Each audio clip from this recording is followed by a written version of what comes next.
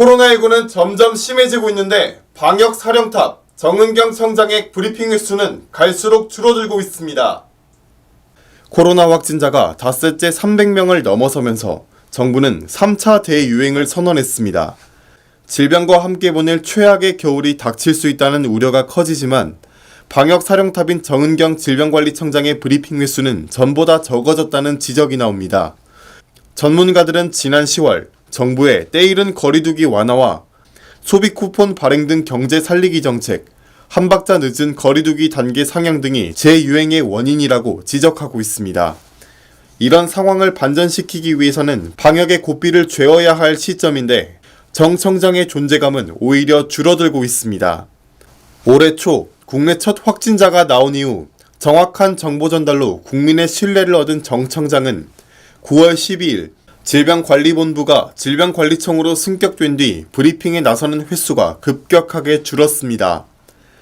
72일 동안 정 청장의 브리핑 횟수는 13회에 그쳤는데 닷새에 한 번꼴입니다. 질병관리본부장 시절에는 235일간 이틀에 한 번꼴로 124회 브리핑을 했습니다. 특히 이달 들어 코로나 감염이 5주 연속 증가세를 보였지만 브리핑에 나선 것은 단 2번뿐입니다. 최근에는 확진자 증가 추이를 오판하면서 정은경만은 믿는다고 할 정도였던 절대적인 신뢰는 전 같지 않습니다. 정 청장은 지난 16일 브리핑에서 2주에서 4주 뒤 국내 신규 확진자가 300에서 400명 정도 나올 수 있다는 연구도 있다고 말했습니다. 그러나 사흘 뒤인 지난 19일부터 국내 확진자는 5일 연속 300명대를 기록하고 있습니다. 질병청은 뒤늦게 12월 초에는 하루 확진자가 600명씩 나올 수 있다고 입장을 바꿨습니다. 더 큰 문제는 방역과 경제 두 마리 토끼를 한 번에 잡겠다는 정부 일각의 움직임을 막아서지 못했다는 지적이 나옵니다.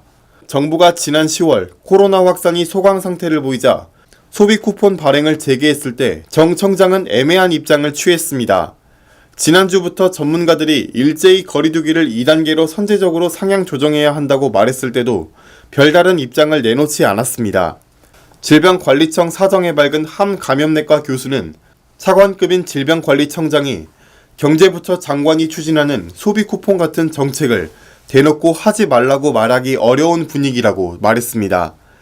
엄중식 가천대 길병원 감염내과 교수는 질병청은 방역 강화를 주장했지만 방역보다 경제 살리기 목소리가 더 커 먹히지 않았던 것으로 알고 있다고 말했습니다.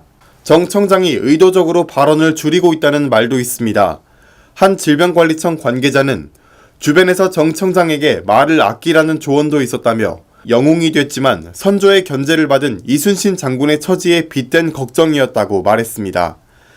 김우주 고려대 구로병원 감염내과 교수는 정 청장은 모범생이고 공무원이라 정부 정책이 결정되지 않으면 반대하지 않는다며 방역 책임자, 감염병 전문가로서 목소리를 더 크게 낼 필요가 있는 시점이라고 말했습니다. 국민의 소리TV 임채환 기자였습니다.